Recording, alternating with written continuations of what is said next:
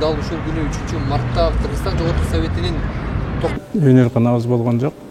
Бардыгы менин үйүмдө, биздин квартирада жаралды. Баштан аягына чейин туу. Алгачкы варианттары дагы, кийинки варианттары да ошо баштан аягына чейин биздин үйдө жаралды деп мактанычмен айтып кетким келет.